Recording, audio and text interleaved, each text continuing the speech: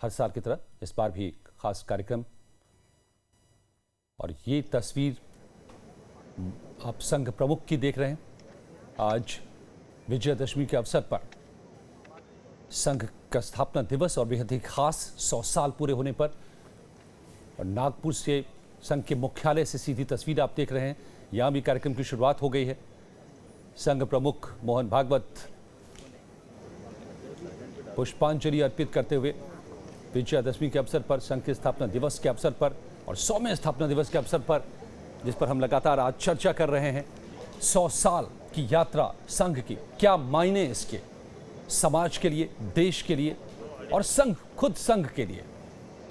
100 साल में क्या उपलब्धियां, क्या चुनौतियां संघ की। बहुत सारी चर्चाएं इन पिछले सालों में, दशकों में आपने सुनी होगी संघ को लेकर के, आरएसएस को लेकर के। और आज जब 100 साल पूरे हो रहे हैं तो लाइव टाइम्स आज लगातार मंथन कर रहा है कि 100 साल की यात्रा का क्या मतलब। आप संघ प्रमुख मोहन भागवत की तस्वीर देख रहे हैं, सीधी तस्वीरें नागपुर से, संघ मुख्यालय से, जहां पर कार्यक्रम की शुरुआत हो गई है। हर साल विजयादशमी के दिन ये कार्यक्रम होता है, लेकिन आज का कार्यक्रम खास है क्योंकि आज 100 साल पूरे हुए हैं। आपने कल देखा था प्रधानमंत्री मोदी भी एक कार्यक्रम में शरीक हुए थे राजधानी दिल्ली में, और आज संघ मुख्यालय में संघ प्रमुख मोहन भागवत का उद्बोधन भी होना है। आज विजयादशमी के अवसर पर कार्यक्रम की शुरुआत हो चुकी है और ये तस्वीरें सीधे संघ मुख्यालय नागपुर से। तो क्या 100 साल में संघ ने अपने लक्ष्य को प्राप्त किया? डॉक्टर हेडगेवार ने जब आज से 100 साल पहले संघ की स्थापना की थी, आरएसएस की राष्ट्रीय स्वयंसेवक संघ आरएसएस की स्थापना की थी, तो क्या उनका लक्ष्य था? क्या मूल विचार रखे गए थे? क्या आज उन विचारों पर संघ कहां तक पहुंचा है, चल रहा है? क्या उन विचारों में कोई बदलाव है? उन विचारों को लेकर के क्यों बहुत तरह के विरोध भी सामने आते रहे हैं, बंदिशें भी लगती रही हैं संघ के ऊपर, लेकिन आखिरकार 100 साल में कैसे संघ ने आज 100 साल का मुकाम पूरा किया है, तो संघ की उपलब्धियां क्या क्या हैं, और क्या वो विरोध, वो बहस जो संघ को लेकर के चल रही थी, वो खत्म हो गई है या बढ़ी है? ये तमाम वो सवाल हैं जो 100 साल के मौके पर आज लाइव टाइम्स समझने की कोशिश कर रहे हैं तमाम जानकारों, पत्रकारों और संघ से जुड़े जानकारों के जरिए। और मेरे साथ कई खास मेहमान यहां पर जुड़े हुए हैं, और अभी अभी मेरे साथ दिलीप सिंह साहब भी जुड़ गए हैं, ग्रुप एडिटर लाइव टाइम्स के। दिलीप जी, आपका भी बहुत बहुत स्वागत है। और तमाम मेहमानों से हम लगातार ये चर्चा कर रहे हैं। इस बीच में आप यहां पर पहुंचे हैं, तो आपसे इस वक्त इस दौर की शुरुआत करते हैं। ये 100 साल में संघ को लेकर के 100 गाथाएं, ये सैकड़ों गाथाएं हम कह सकते हैं, लेकिन आप इस 100 साल को कैसे देखते हैं अपनी नज़र से? नहीं, मेरी नज़र से 100 साल किस तरह से है वो महत्वपूर्ण नहीं है। मुझे लगता है कि 100 साल की यात्रा किसी भी संगठन के लिए, खास करके उस विचार के लिए जिसका विरोध आपको सबसे ज़्यादा देखने का मिला हो, अगर राजनीतिक रूप से देखें, सामाजिक रूप से देखें, अगर एक कोई विचार और कोई संगठन है जिसका लगातार देश में अगर आप विरोध सुनते रहे हैं या देखते रहे हैं, तो आरएसएस रहा है। कांग्रेस पार्टी हो, वाम दल हो, अन्य दल हो, तो बहुत सारे कारण होते हैं विरोध के भी और बहुत सारे कारण होते हैं समर्थन के भी। लेकिन 100 साल की यात्रा अपने आप में, अब ये कह सकते हैं कि ये बेहद दिलचस्प और बेहद ही कामयाब भी कह सकते हैं, क्योंकि आज देश में अगर प्रधानमंत्री हैं तो वो आरएसएस के हैं, राष्ट्रपति हैं तो आरएसएस के हैं, कई राज्य की सरकारें जो है आरएसएस से निकल के जो लोग आए हैं वो है। तो विचारों का जो एक लगातार विचार आगे बढ़ते गए, तो उसके पीछे कोई ना कोई ज़रूर शक्ति होगी। अब वो शक्ति जो है, उस शक्ति में जो एक जो कहा जाता है कि कलयुग, जिस युग की बात हम करते हैं, सतयुग, द्वापर, कई युग की बात होती है, तो एक बात कही जाती है कि कलयुग में जो शक्तिशाली सबसे होगा, उसके जो वही होगा जिसके पास सबसे शक्तिशाली संगठन है।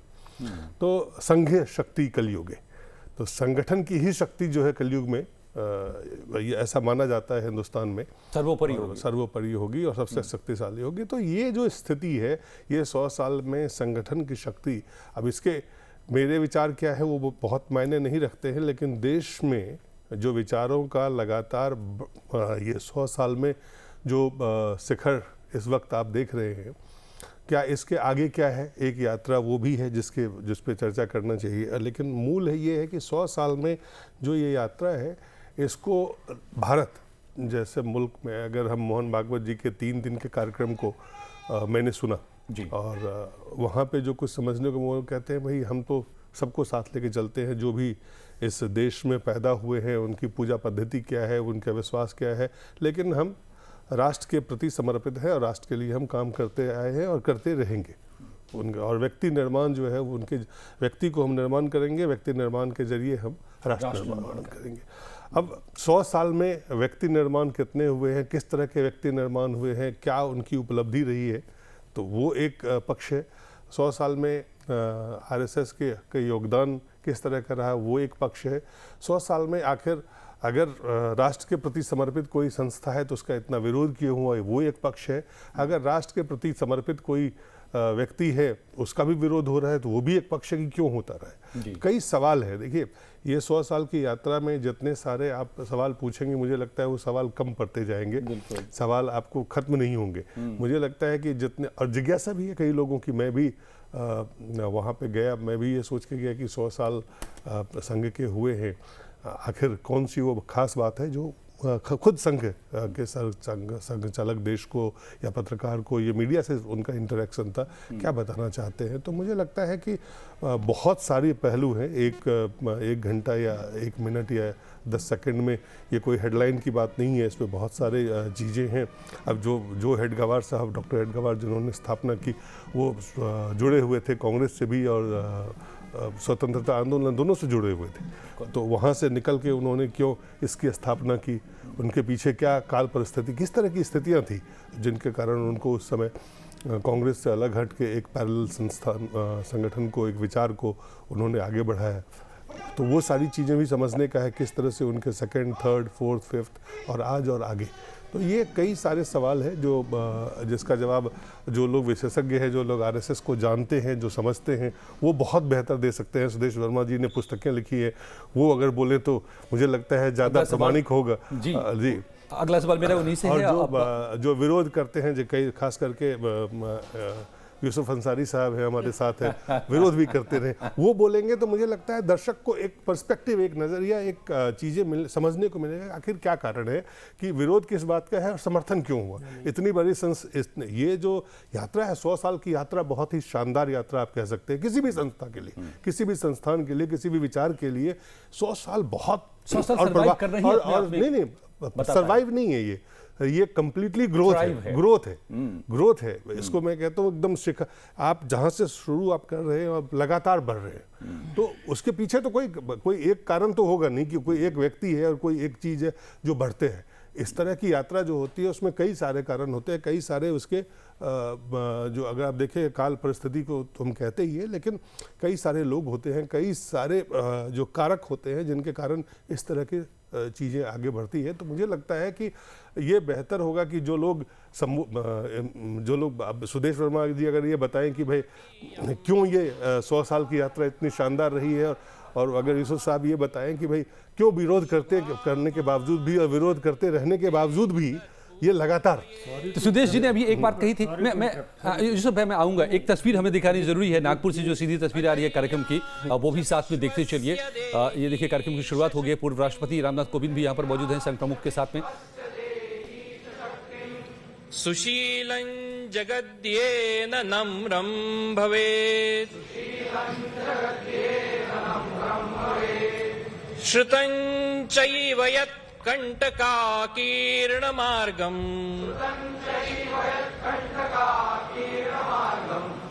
स्वयं स्वीकृतं न सुगं कारयेत्,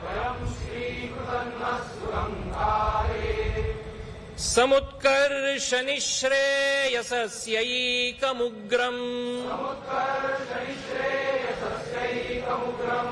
परं साधनं नाम वीरव्रतम्, तदन्तस्फुरत्वक्षया ध्येयनिष्ठा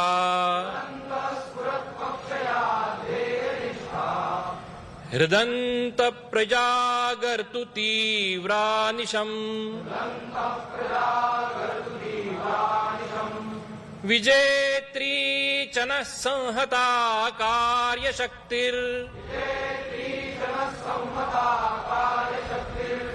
विधायास्य धर्मस्य संरक्षणम्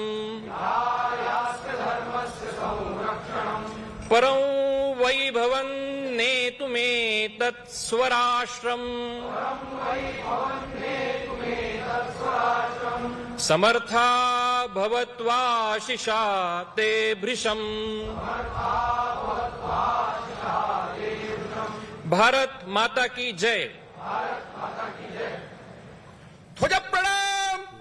1 2 3 आक्रमण। सभी मंचासीन अधिकारी, उपस्थित सज्जन वृंद, माता भगिनी तथा गणवेशधारी कुर्सी पर बैठे हुए स्वयंसेवक अपना स्थान कृपया ग्रहण करें।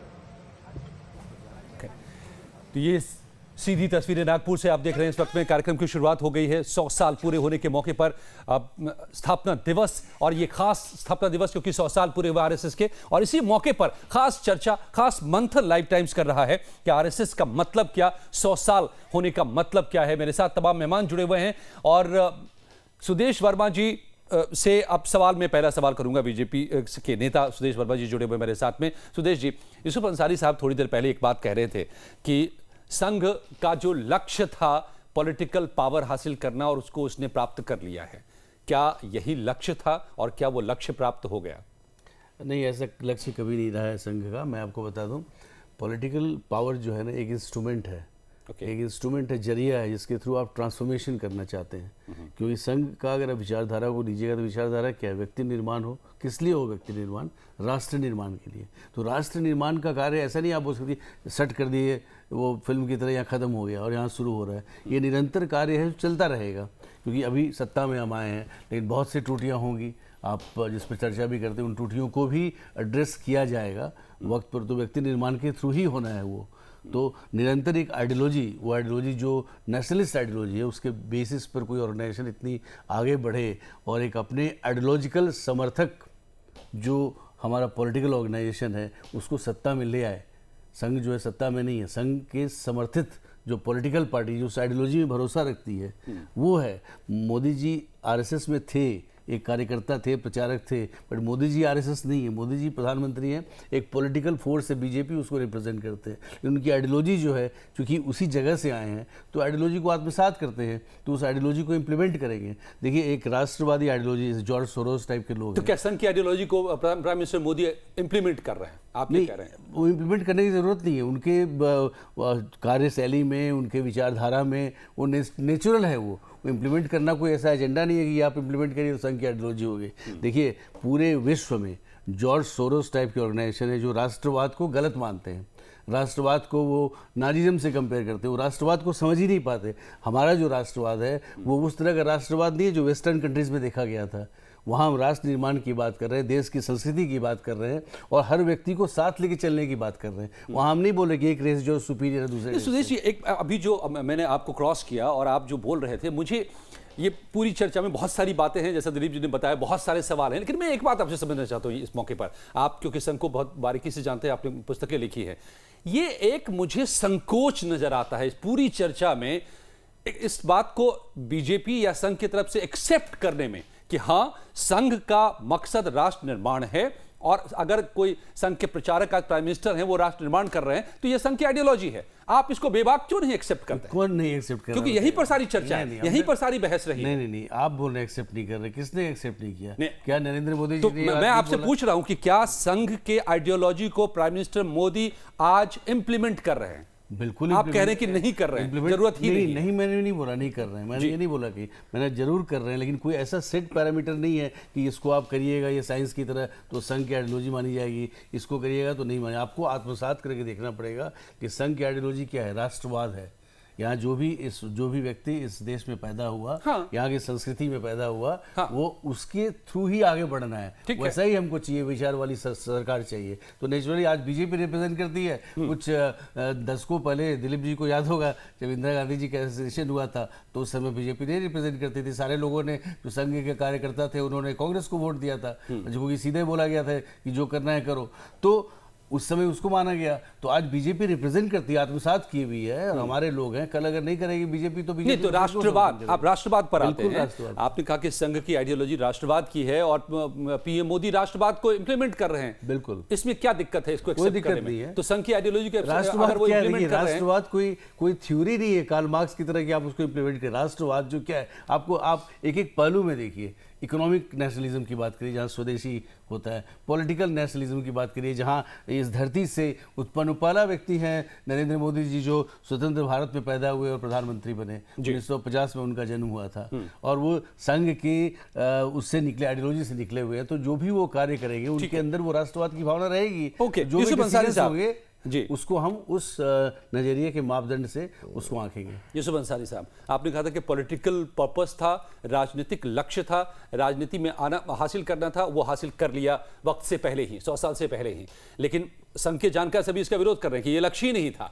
बिल्कुल। तो क्या यही समझ संघ के प्रति रही है जिसको लेकर के बहस होती रही है? क्या सही क्या गलत? मैं मानता संघ का हूं कि मकसद? उस वक्त जब मैंने ये बात कही थी कि साहब संघ का पर्पस जो है वो पॉलिटिकल पावर हासिल करना था, वो फैक्चुअली मैंने गलत कह दिया था। ओके, वो आप ये मानते हैं? को, क्योंकि अभी सुदेश जी हमारे पुराने मित्र हैं, हम लोगों ने, और फैज साहब ने भी इसका, फैज साहब ने भी बात कही। तो कुल मिलाकर के मसला ये है कि संघ का एक बहुत बड़ा लक्ष्य है राष्ट्र निर्माण, और अपने आइडियोलॉजी के हिसाब से राष्ट्र निर्माण। उसके लिए उन्होंने व्यक्तियों का चरित्र निर्माण किया, लक्ष्य रखा। उस लक्ष्य को हासिल करने में अगर पावर हासिल करना एक इंस्ट्रूमेंट है, साधन है, तो वो ज़रूरी उसके लिए है। और अगर संघ ये कहता साहब हम सांस्कृतिक संगठन है, राजनीतिक संगठन नहीं है, तो ये झूठ है, कोरा झूठ है, सफ़ेद झूठ है। क्योंकि बीजेपी संघ की पॉलिटिकल विंग है, संघ के लोग बीजेपी से जुड़े हुए हैं। संघ से बीजेपी में एक राष्ट्रीय महासचिव हमेशा रहा है, जो संघ और बीजेपी के बीच तालमेल करता है। और अगर संघ और बीजेपी के बीच कोई ताल्लुक नहीं है, तो क्यों नरेंद्र मोदी प्रधानमंत्री के बतौर अपनी सरकार की उपलब्धियों की चर्चा करने के लिए आरएसएस प्रमुख से मिलते हैं, या क्यों वहाँ रहा है वो एक रिश्ता, जो वो क्यों है वो रिश्ता? इसका उत्तर दो। नहीं, आपसे मैंने सवाल नहीं पूछा है। बोलना चाहिए, बोल सकते हैं आप बोल सकते हैं, आपको छूट है।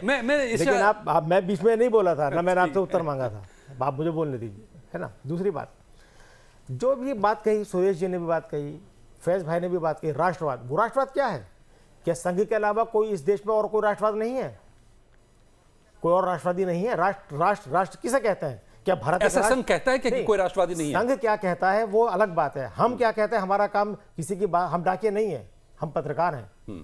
डाकिये का काम होता है कि एक चिट्ठी लिखी, ए ने चिट्ठी लिखी, बी को पहुंचनी, हमने पहुंचा दी। नहीं, आपसे मैं ये समझना चाहता हूँ कि क्या राष्ट्रवाद संघ का अलग होता है, बाकियों का अलग होता है? सब सुधी पाठक यहाँ, सुधी लोग बैठे हुए हैं, ग्रुप एडिटर दिलीप जी है, सुदेश वर्मा है, कई किताबें लिख चुके पत्रकार रहे हैं। क्या भारत सचमुच एक राष्ट्र है?